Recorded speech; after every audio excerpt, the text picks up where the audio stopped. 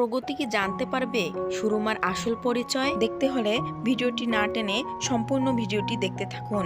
Hello guys, কি অবস্থা সবার? আশা করি প্রত্যেকে অনেক ভালো আছেন।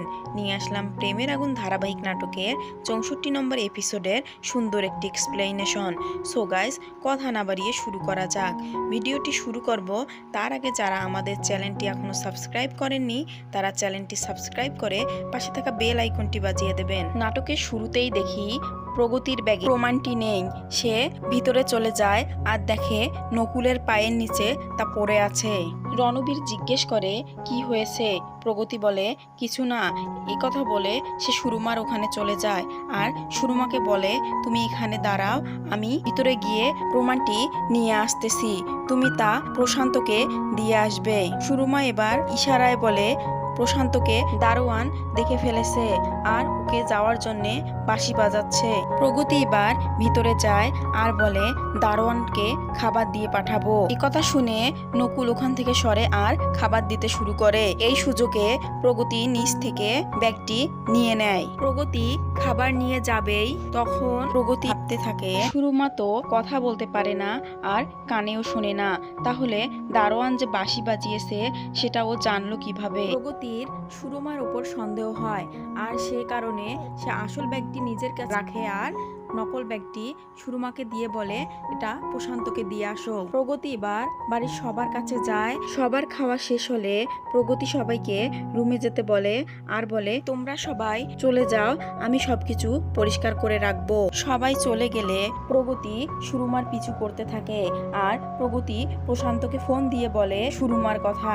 এরপর প্রগতি সুরমাকে খুঁজতে থাকে আর দেখে সেও একজনের সাথে কথা বলতেছে।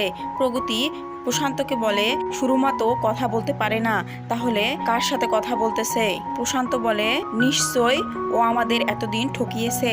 প্রগতি এবার সুরমার ওখানে যাবেই তখনই একটা গাড়ি এসে তাকে ধাক্কা দেওয়ার চেষ্টা করে। প্রগতি যখন সুরমার ওখানে যায় তখন দেখে ওখানে কেউ নেই। প্রগতি তখন চারপাশে সুরমাকে খুঁজতে থাকে।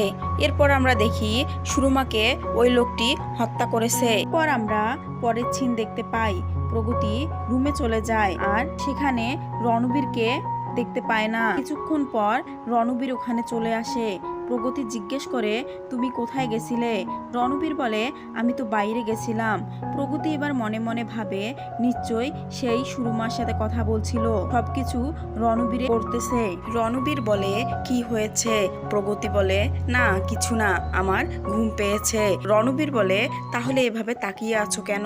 যাও গিয়ে ঘুমিয়ে পড়ো। প্রগতি এবার মনে মনে ভাবে যা কিছু হচ্ছে সবকিছু তুমি করতেছো, এখন না জানার অভিনয় করতেছো।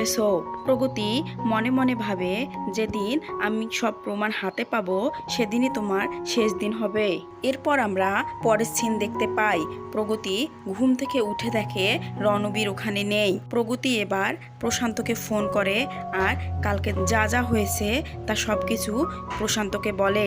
প্রশান্ত বলে আমাদের আরো সচেতন থাকতে হবে, নিশ্চয়ই বাড়ির মধ্যেই কেউ আছে যে আমাদের উপর নজর রাখতেছে। প্রশান্ত এবার প্রগতিকে বলে তুমি সব সময় সচেতন থাকবে। এর মধ্যেই ওখানে রণবীর চলে আসে আর প্রগতি ফোন কেটে দেয়। রণবীর এবার প্রগতিকে বলে তাড়াতাড়ি রেডি হও, সবাই আমাদের জন্য নিচে অপেক্ষা করতেছে। এরপর ওরা দুজন রেডি হয়ে নিচে চলে আসে। রণবীরকে দেখে রণবীরের মামা বলে কি খবর, তুই আজকে ড্রিঙ্ক করিসনি? আর আজকে যে জন্মাষ্টমী সেটাও তোর মনে আছে? বাণী মারা যাওয়ার পর এই প্রথম তুই জন্মাষ্টমীর দিন ড্রিঙ্ক করিসনি। একথা শুনে রণবীরের মন খারাপ হয়ে যায়। এর মধ্যে ওখানে বড় মা চলে আসে আর বলে এ তো ভালো কথা যে রণবীর আজকের দিনে ড্রিঙ্ক করেনি আর আজকে যে জন্মাষ্টমী সেটা ওর মনে আছে। এর মধ্যে ওখানে রণবীরের মামি আসে আর ওকে আজে বাজে কথা বলতে শুরু করে। একথা শুনে রণবীর ওখান থেকে চলে যেতে চাইলে বড় মা রণবীরের হাত ধরে আর বলে বলে এখানে এসে বসো। এরপর বড় মা সবাইকে জিজ্ঞেস করে, বলতো জন্মাষ্টমীর দিন আসলে কি হয়? নকুল বলে, জন্মাষ্টমীর দিন তো কৃষ্ণের জন্মদিন। নকুলের কথা শুনে সবাই হাসতে থাকে। শেফালি বলে, জন্মাষ্টমীর দিন? শেফালি এবার বড় মাকে জিজ্ঞেস করে, আচ্ছা বড় মা, কৃষ্ণ দুজনকে কিভাবে ভালোবেসেছিল? বড় মা বলে, একসাথে দুজনকেই ভালোবাসা যায়। রণবীর বলে, না, কখনোই না, একসাথে কখনোই দুজনকে ভালোবাসা যায় না। বড় মা রণবীরকে বলে, অবশ্যই একসাথে দুজনকে ভালোবাসা যায়। একথা শুনে রণবীর ওখান থেকে বাইরে চলে যায়। রণবীরের কথা শুনে প্রগতি অনেক মন খারাপ করে। বড় মা রণবীরের ওখানে যায় আর বলে, প্রগতি তোমাকে অনেক ভালোবাসে আর তোমার অনেক যত্ন করে। তুমি ওকে কখনো কষ্ট দিও না। তুমি আগের সবকিছু ভুলে নতুন করে জীবন শুরু করো। তুমি আমাকে কথা দাও, তুমি প্রগতির অনেক খেয়াল রাখবে। রণবীর এবার বড় মাকে ঠিক আছে বলে ওখান থেকে চলে যায়। বড় মা প্রার্থনা করে যাতে সবকিছু ঠিক হয়ে যায়। এরপর আমরা দেখি প্রগতি হর্ষকে জিজ্ঞেস করে সে ওই দিন অনাথ আশ্রমে কেন গিয়েছিল।